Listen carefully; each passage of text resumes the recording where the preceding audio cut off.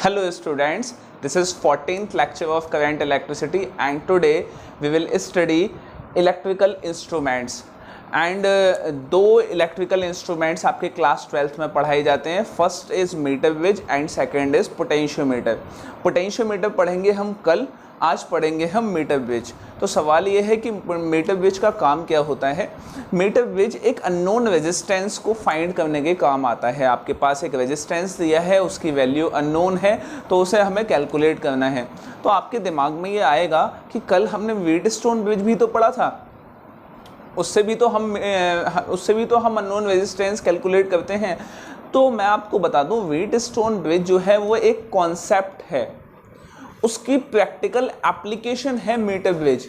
जैसे कि आपने 11th क्लास में कार्नोट इंजन पढ़ा था. कार्नोट इंजन एक कॉन्सेप्ट था, उसके बाद जो आप इंजन देखते हैं आजकल दुनिया में वो कार्नोट इंजन पे बेस्ड हैं. तो क्या आपको समझ में आ गया कि Wheatstone bridge was an concept. उसके बेसिस पे दो एप्लीकेशन बनाई गई. First is meter bridge and second is potentiometer. तो आज हम मीटर ब्रिज पढ़ेंगे. तो पहले हम देख लेते हैं कि मीटर ब्रिज दिखता कैसा है. तो एक तो ये चीज़ समझ में आ गई कि उसका मीटर ब्रिज का काम क्या है. फर्स्ट अननोन रेजिस्टेंस कैलकुलेट करेगा. सेकंड उसका प्रिंसिपल क्या है. It works on the principle of balanced Wheatstone bridge. Wheatstone bridge पे तो काम करेगा लेकिन उसकी बैलेंस्ड कंडीशन में ही काम करेगा. चलिए अब हम बनाते हैं कि मीटर ब्रिज होता कैसा है. आपके क्लास 12th में मीटर ब्रिज का एक्सपेरिमेंट भी है, तो वो एक्सपेरिमेंट भी आप करेंगे. तो उससे पहले तो फिलहाल हम ये पढ़ लेते हैं. तो देखिए मीटर ब्रिज क्या होता है. एक सबसे पहले एक वुडन ब्लॉक होता है. ये वुडन ब्लॉक होता है, ठीक है. इस वुडन ब्लॉक पे यहां पे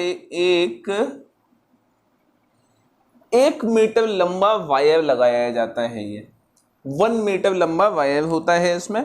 और इस वायर को मेजर करने के लिए यहां पे स्केल लगाया जाता है. ये स्केल होता है जो कि वायर की लेंथ को मेजर करता है. यहां 0 से स्टार्ट होता है, 1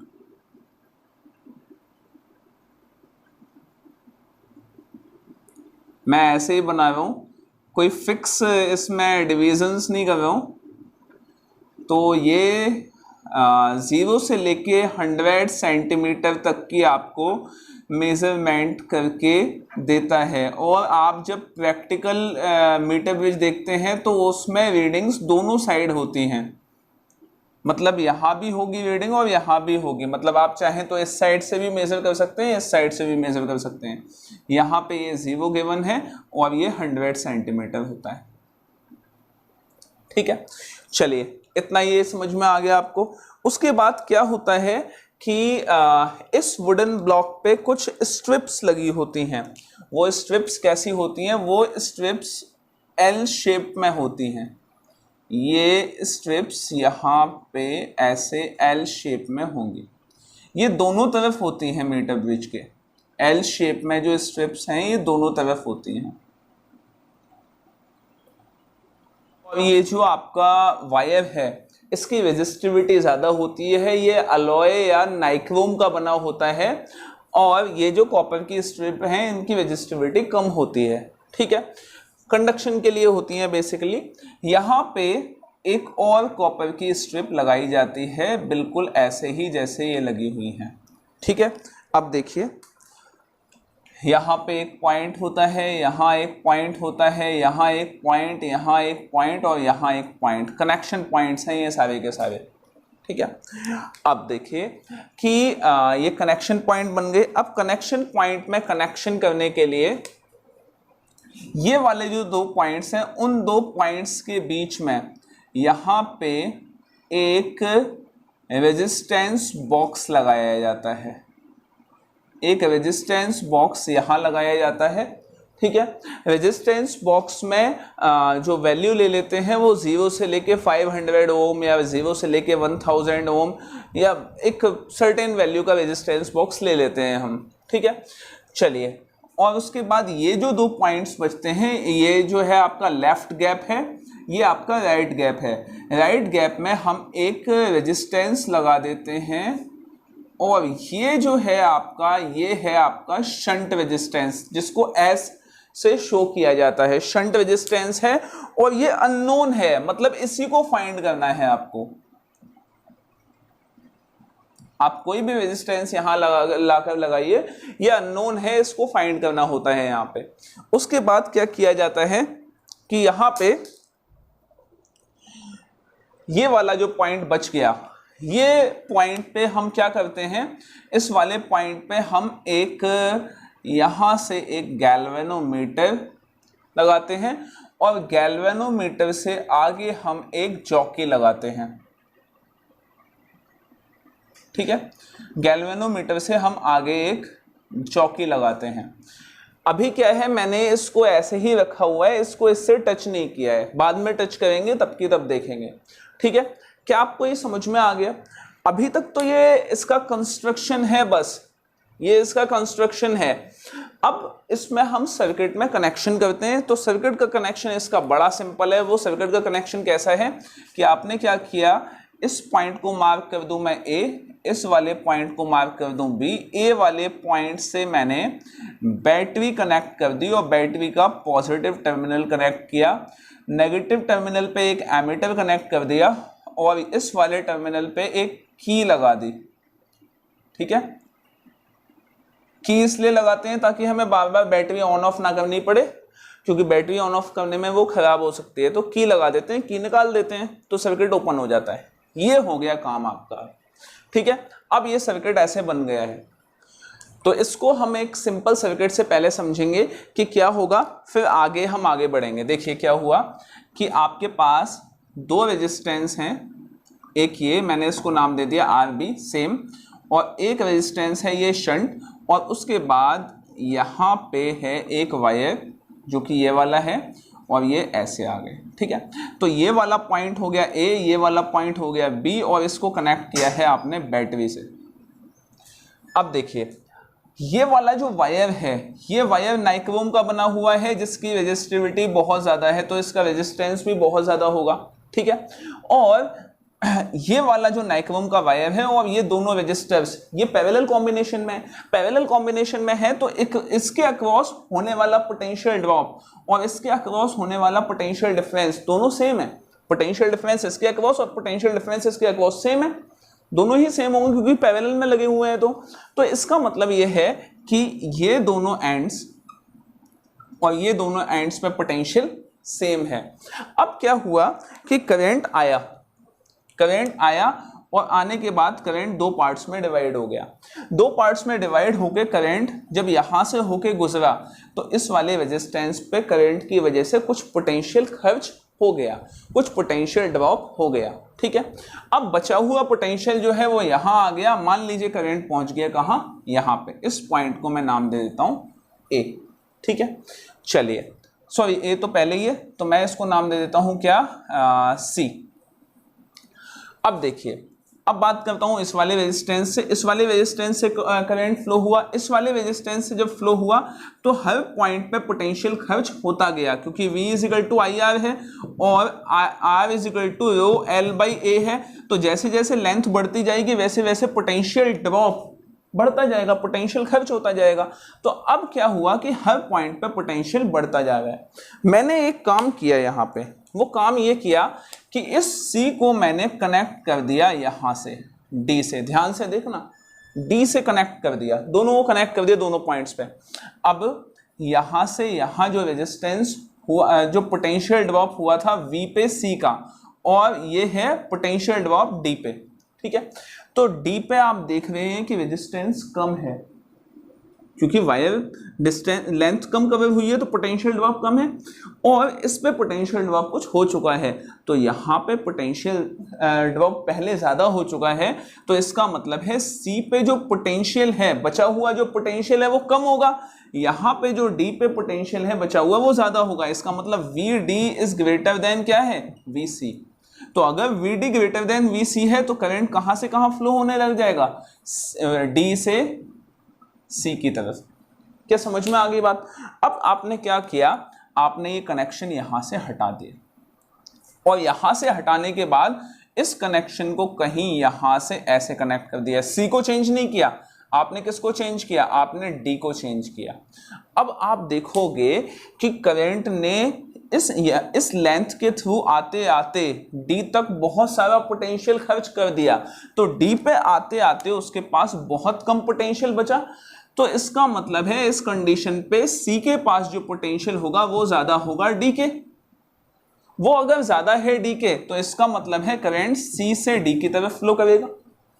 एक और सिचुएशन कि हमने इस वाले सी को कनेक्ट कर दिया किससे? यहां किसी पॉइंट से, और इस कंडीशन में हमने देखा कि V D is equal to क्या है? V C. इसका मतलब अगर V C is equal to V D है तो इसका मतलब यह है कि कोई भी करंट फ्लो नहीं होगा इन दोनों के बीच। करंट सीधे आएगा, सीधा चला जाएगा, इन दोनों के बीच में कोई करंट फ्लो नहीं होगा। तो देखिए अब मीटर ब्रिज भी कुछ ऐसे ही काम करता है। वो कैसे काम करता है? रेजिस्टेंस बॉक्स और शंट के बीच में ये गैल्वेनोमीटर से थ्रू जॉकी लगा हुआ है। जॉकी क्या है? एक करंट सेंसिटिव डिवाइस है, करंट को सेंस करता है। सिंपल पेन लाइक शेप होता है उसका और करंट को सेंस करता है। अब आपने क्या किया, इस जॉकी को कनेक्ट कर दिया इस वाले पॉइंट पे, ठीक है, इस वाले पॉइंट पे आपने कनेक्ट कर दिया। तो जब आपने इस वाले पॉइंट पे जॉकी को कनेक्ट किया तो आपने देखा कि क्या हुआ, इस वाले पॉइंट को अगेन मैं सी नाम दे दूं, इसको डी नाम दे दूं, कि आपने देखा कि जो डी पे पोटेंशियल ड्रॉप हुआ है वो कम है। किस मतलब डी पे जो बचा हुआ पोटेंशियल है वो ज्यादा है किसके कंपैरिजन में? सी के कंपैरिजन में। तो करंट सी से डी फ्लो हो जाएगा, मतलब करंट यहां से आएगा और यहां से आके गैल्वेनोमीटर से जाएगा और इधर से इधर चला जाएगा, ठीक है। दूसरी कंडीशन क्या है कि मान लीजिए आपने इस जॉकी को यहां ना कनेक्ट करने की बजाय आपने यहां कनेक्ट किया, ठीक है, ये डी पॉइंट आपको कहां मिल गया? यहां मिल गया। तो उस कंडीशन में अब डी पे जो बचा हुआ पोटेंशियल है वो कम है किसकी कंपैरिजन में? सी के कंपैरिजन में। तो इसका मतलब है करंट कहां से कहां फ्लो हो जाएगा? सी से डी की तरफ फ्लो हो जाएगा। तो सॉरी, पहले डी से सी फ्लो होगा, अब सी से डी फ्लो हो जाएगा, सी टू डी। लेकिन मान लीजिए कि आपने इस जॉकी को किसी ऐसी जगह टच कर दिया, किसी ऐसी जगह टच कर दिया जहां पे V D is equal to V C हो गया, तो इसका मतलब है कि गैल्वेनोमीटर से फिर आपको कोई भी करंट नहीं मिलेगा, क्योंकि अगर दोनों के पोटेंशियल सेम हो गए तो सी से डी की तरफ या डी से सी की तरफ कोई करंट नहीं जाएगा, तो यहाँ पे कोई करंट फ्लो नहीं होगा और गैल्वेनोमीटर से कोई करंट फ्लो नहीं होगा। आपको याद आई ये चीज़? कुछ ब्लिंक किया अगर आपने लास्ट वाला लेक्चर देखा है? अगर गैल्वेनोमीटर से कोई करंट फ्लो नहीं होता, इसका मतलब क्या है कि व्हीटस्टोन ब्रिज बैलेंस्ड कंडीशन में है, और जिस पॉइंट पे रेजिस्टेंस वायर के जिस पॉइंट पे आपको ये करंट जीरो मिल जाता है, मतलब गैल्वेनोमीटर करंट जीरो मिल जाता है, उस वाले पॉइंट को हम बोलते हैं नल पॉइंट। और इसकी बहुत ज़्यादा इंपॉर्टेंस है इलेक्ट्रिकल इंस्ट्रूमेंट्स में, कि जिस पॉइंट पे आपने जॉकी को टच किया और गैल्वेनोमीटर में कोई भी करंट फ्लो नहीं हो रहा है, इसका मतलब है कि वो क्या है? आपका नल पॉइंट है। क्या समझ में आ गई बात आपको? क्या क्लियर हो गया? तो देखिए, और जब आपको नल पॉइंट मिल जाता है इसका मतलब आपका जो मीटर ब्रिज है वो किस में आ गया? वो आपका बैलेंस्ड कंडीशन में आ गया। तो अब इसकी कैलकुलेशन स्टार्ट करते हैं। तो देखिए, यहां से यहां तक मान लीजिए ये आपको जो डी मिला है वो मिला है एल लेंथ पे, ठीक है। तो बचा हुआ लेंथ कंप्लीट है 100, एल यहां से यहां मिल गया, तो बचा हुआ क्या हो गया? 100 माइनस एल, बचा हुआ 100 माइनस एल हो गया। अब ये वाली जो सिचुएशन है इसको अगर मैं व्हीटस्टोन ब्रिज के उसमें बनाऊं तो देखिए कैसे बनाऊंगा, कि ये है ए पॉइंट, ठीक है। ए पॉइंट से करंट इस पार्ट में डिवाइड हो गया और आगे गया कहां? आगे गया रेजिस्टेंस बॉक्स पे, ठीक है, जिसको हमने रेजिस्टेंस जिसका है क्या? आर नाम दे दिया इसका रेजिस्टेंस। और दूसरा पार्ट क्या है, दूसरा पार्ट है यहां से यहां तक, ठीक है, जिसका रेजिस्टेंस क्या हो गया, एल हो गया। एल रेजिस्टेंस कैसे होता है, क्योंकि देखिए R is equal to rho L by A होता है, ठीक है। तो रेजिस्टेंस किस पे डिपेंड कर रहा है, एल पे ही डिपेंड कर रहा है, तो हमने इसको एल ले लिया। चलिए नेक्स्ट कंडीशन क्या आई, अब क्या हुआ, यहां से यहां पहुंचा और रेजिस्टेंस बॉक्स के बाद सी पॉइंट है और यहां पे एल क्रॉस करने के बाद डी पॉइंट आ गया, दोनों के बीच में गैल्वेनोमीटर कनेक्टेड है। सी के बाद एक शंट रेजिस्टेंस लगा हुआ है और डी के बाद लेंथ कितनी बची, 100 माइनस एल। अब इसको, ये आपका बैलेंस व्हीट स्टोन ब्रिज है, तो आप अपोजिट साइड्स का रेशियो जो है वो, सॉरी ये वाली साइड्स का रेशियो ले लीजिए, आपके पास कंडीशन आ जाएगी। तो देखिए, since meter bridge is in balanced condition, so R, this R divided by L will be equal to S upon 100 minus L, ठीक है। अपोजिट साइड्स को अब आपने मल्टीप्लाई कर दिया तो आपके पास क्या आ गया, S R into 100 minus L upon L is equal to S, और एस ही तो आपको कैलकुलेट करना था, which was the unknown resistance. तो S is equal to R into 100 minus L upon L ohm. ये आपका आ गया shunt resistance. This is complete meter bridge, ठीक है।